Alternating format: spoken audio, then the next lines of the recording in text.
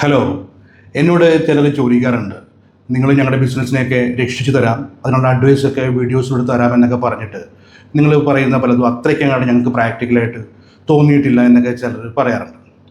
ഈ വീഡിയോയിൽ നിങ്ങൾക്ക് കോടികൾ ലാഭമുണ്ടാക്കാൻ സാധിക്കുന്ന ഒരു സെയിൽസ് ടെക്നിക്കാണ് ഞാൻ പറയാൻ പോകുന്നത്.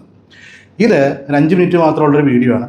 പക്ഷേ ഇത് പറയുന്ന കാര്യം വളരെ ഇമ്പോർട്ടൻ്റ് ആയിട്ടുള്ളൊരു കാര്യമാണ്, വളരെ സിമ്പിളുമാണ്. പക്ഷേ അത്രത്തോളം സിമ്പിൾ ആയതുകൊണ്ട് തന്നെ ഇത് ആർക്കും അറിയില്ല, അല്ലെങ്കിൽ ആരും ചെയ്യാറില്ല. മൈസെൽഫ് ഈ ടെക്നിക്ക് ഉപയോഗിച്ച് കോടികൾ സമ്പാദിച്ചിട്ടുണ്ട്. അത് ഞാൻ ഒടുവിൽ പറയാം. ഇനി മാറ്ററിലേക്ക് വരാം. നമ്മൾ ടെലി സെയിൽസിലാണെങ്കിലും നേരിട്ടുള്ള സെയിൽസിലാണെങ്കിലും പ്രോഡക്റ്റ് നോളജ് വലിയൊരു ഫാക്ടറാണ് അല്ലേ. പ്രോഡക്റ്റിനെ കുറിച്ച് നമുക്ക് നല്ല നോളജ് വേണം. പിന്നെ നമ്മൾ കസ്റ്റമറോട് സംസാരിക്കുമ്പോൾ ഈ പ്രോഡക്റ്റ് നോളജൊക്കെ അങ്ങോട്ട് വെച്ച് വിളമ്പാറാണോ പതിവ്? അങ്ങനെയാണെങ്കിലേ അത് ചെയ്യരുത്. നമ്മുടെ പ്രോഡക്റ്റിൻ്റെ ഫീച്ചേഴ്സ് അറിയാനൊന്നും ഒരു കസ്റ്റമർക്കും താല്പര്യമില്ല. ഇൻഫാക്റ്റ് നമ്മുടെ പ്രൊഡക്റ്റിൻ്റെ ഫീച്ചറുകൾ എന്ന് പറയുന്നത് നമ്മുടെ അഹങ്കാരമാണ്. ഈ അഹങ്കാരം വെച്ച് വിളമ്പിയുണ്ടല്ലോ, കേൾക്കുന്നവൻ നമ്മളോട് റിപ്പൾസീവ് ആവും. സോ ഫീച്ചേഴ്സ് ഒരിക്കലും പറയരുത്. പറയേണ്ടത് ബെനിഫിറ്റ്സ് ആണ്. ഇത് വാങ്ങിയാൽ കസ്റ്റമർക്ക് എന്ത് ബെനിഫിറ്റ് ഉണ്ടാകും എന്നുള്ളതാണ് നമ്മൾ പറയേണ്ടത്, അല്ലാതെ നമ്മുടെ പ്രൊഡക്റ്റിൻ്റെ ഫീച്ചേഴ്സ് അല്ല പറയേണ്ടത്. ഇത് കേൾക്കുമ്പോൾ ചിലർക്കെങ്കിലും ഒരു സംശയം വരാം, അല്ല ഈ ബെനിഫിറ്റും ഫീച്ചേഴ്സൊക്കെ ഒന്ന് തന്നെയല്ലേ എന്ന് തോന്നാം.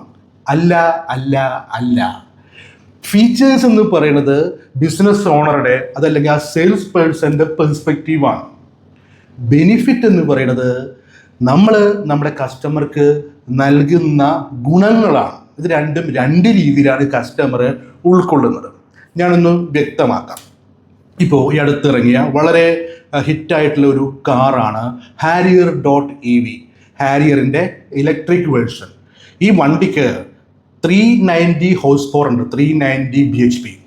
ഹാരിയറിൻ്റെ ഷോറൂമിൽ ഒരു കസ്റ്റമർ വരുമ്പോൾ അത് സെയിൽസ് പേഴ്സൺ പറയുകയാണ്, സാർ ഈ വണ്ടിക്ക് 390 bhp ഉണ്ട്, ഇത്ര ടോർക്ക് ഉണ്ട് എന്ന് പറയുന്നതാണോ? അതല്ലെങ്കിൽ സാറ് ഈ കാർ ഓടിച്ച് പോകുമ്പോൾ ഫ്രണ്ടിലൊരു വലിയൊരു കണ്ടെയ്നർ ലോറി ഉണ്ട്, സാർ അതിൻ്റെ പുറകിലാണ്, ഓപ്പോസിറ്റ് വണ്ടികൾ വന്നുകൊണ്ടേയിരിക്കുന്നു, സാറാണെങ്കിലും മുന്നോട്ട് പോകാൻ പറ്റുന്നില്ല, ഓവർടേക്ക് ചെയ്യാനുള്ളൊരു ഗ്യാപ്പ് കിട്ടുന്നില്ല. പക്ഷേ ഈ 390 bhp ഉണ്ടല്ലോ, നിമിഷാർത്ഥം കൊണ്ട് സാറിന് നിഷ്പ്രയാസം ആ ലോറിയെ മറികടന്ന് പോകാൻ പറ്റും. അത്രയ്ക്ക് പവറാണ് സാർ. ആക്സിലറേഷൻ കൊടുക്കുമ്പോൾ നമ്മളൊരു അമ്യൂസ്മെൻറ്റ് പാർക്കിലേക്ക് കയറിയ പോലെയാണ്. അങ്ങനെ പറഞ്ഞാൽ ഇതിൽ ഏതായിരിക്കും കസ്റ്റമർക്ക് എഫക്റ്റ് ആവുക? ഇനി Harrier.evയുടെ തന്നെ മറ്റൊരു കാര്യം പറയാം. ടാറ്റയുടെ വണ്ടികളിൽ എനിക്ക് തോന്നുന്നു ആദ്യമായിട്ടാണ് നീ എയർ ബാഗ് വന്നിട്ടുള്ളത്. അത് Harrier.evയുടെ ടോപ്പ് എൻഡിലാണെന്ന് തോന്നുന്നു. സെയിൽസ് പേഴ്സൺ പറയുകയാണ്, സാർ ഈ വണ്ടിക്ക് നീ എയർ ബാഗ് ഉണ്ട്. ആയിക്കോട്ടെ. അങ്ങനെയല്ല സാറേ, സാധാരണ ഇതൊരു ആക്സിഡൻ്റ് ആകുമ്പോൾ നമ്മുടെ സ്റ്റിയറിങ്ങിൻ്റെ അവിടെ നിന്ന് എയർ ബാഗ് ഷൂട്ട് ചെയ്തുകൊണ്ട് ഫേസിലടിക്കും. അപ്പോൾ ഹെഡ് ഇഞ്ചുറി ഒന്നും ഉണ്ടാവില്ല. പക്ഷെ കാലൊടിച്ചിട്ട് കാര്യമില്ലല്ലോ, ജീവൻ തിരിച്ച് കിട്ടി, കാലൊടിഞ്ഞു പോയി. ഇതിൽ നീ എയർ ബാഗ് ഉണ്ട് സാർ. അപ്പോൾ എന്ത് ആക്സിഡൻ്റ് എന്ന് പറഞ്ഞാൽ സാറിനൊരു പോറിൽ പോലും ഏൽക്കില്ല. സാറിന് അങ്ങനെ പറയുമ്പോൾ അതിൻ്റെ ഒരു എഫക്റ്റ് ഒന്ന് വ്യത്യാസമില്ലേ? ഇനി മൈസെൽഫ്, ഞാൻ ഹെൽത്ത് ഇൻഷുറൻസ് ഫീൽഡിൽ നിന്ന് വന്നിട്ടുള്ള ആളാണ്. അപ്പം ഞങ്ങൾക്കൊക്കെ ബേസ് ലെവൽ പോളിസിയുണ്ട്, പ്രീമിയം പോളിസിയുണ്ട്. പ്രീമിയം പോളിസികളിലൊക്കെ റൂം റെൻറ്റിന് ലിമിറ്റ് ഇല്ല. ഹോസ്പിറ്റലിലെ പ്രസിഡൻഷ്യൽ റൂമോ സ്യൂട്ട് റൂമോ ഒക്കെ ഉപയോഗിക്കാം. അപ്പോൾ സെയിൽസിൽ ഞാൻ പ്രയോഗിച്ചിട്ടുള്ള ഒരു ഡയലോഗ് ഇവിടെ പറയാൻ പോവാണ്. സാറ് പെട്ടെന്ന് എന്തെങ്കിലും അസുഖമായിട്ട് സാറായിട്ട് ഹോസ്പിറ്റലിൽ പോകുമ്പോൾ സാറിൻ്റെ ചെറിയ പോളിസിയൊക്കെ ആണെങ്കിൽ സാറും വൈഫും ഒക്കെ വാർഡിൽ കിടക്കേണ്ടി വരും. ഈ പോളിസി ആണെങ്കിൽ ഉണ്ടല്ലോ, സാറിന് അവിടുത്തെ പ്രീമിയം ഡീലക്സ് റൂമിലേക്ക് പോകാം. അതുപോലെ ട്രീറ്റ്മെൻ്റ് ആയിരിക്കും. ഇത് പറയാറുണ്ട്. ഇത് എനിക്ക് ഉണ്ടാക്കിയിട്ടുള്ള സെയിൽസ് വർധനവ്, അതിൽ നിന്ന് ലഭിച്ചിട്ടുള്ള മാർജിൻ, അതിൻ്റെ ആഫ്റ്റർ സെയിൽസ് സർവീസിൽ നിന്ന് ലഭിച്ചിട്ടുള്ള മാർജിൻ എല്ലാം കൂടി കൂട്ടിയാൽ ഏതാനും കോടികൾ വരും. അപ്പോൾ നിങ്ങളുടെ പ്രൊഡക്റ്റിൻ്റെ മാർജിൻ അനുസരിച്ചായിരിക്കും ഈ ടെക്നിക്ക് ഉപയോഗിച്ചാൽ നിങ്ങൾക്ക് കോടികളാണോ ലക്ഷങ്ങളാണോ കിട്ടുക എന്ന് പറയാൻ പറ്റുക. ഏതായാലും ഇത് പ്രയോഗിക്കുക, ഇത് ശീലിക്കുക.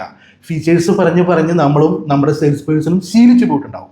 അപ്പോൾ നിങ്ങൾ ചിന്തിക്കുക, നിങ്ങളുടെ പ്രോഡക്റ്റ് കസ്റ്റമറുടെ ഏത് പെയിനിനെയാണ് മാറ്റുന്നത്, അല്ലെങ്കിൽ എന്ത് പ്ലഷറാണ് നൽകുന്നത് എന്നുള്ളത് നിങ്ങൾ ഒരു കണക്കെടുത്തിട്ട് അത് വെച്ചിട്ട് വേണം സെയിൽസിൻ്റെ സ്ക്രിപ്റ്റ് തയ്യാറാക്കാൻ.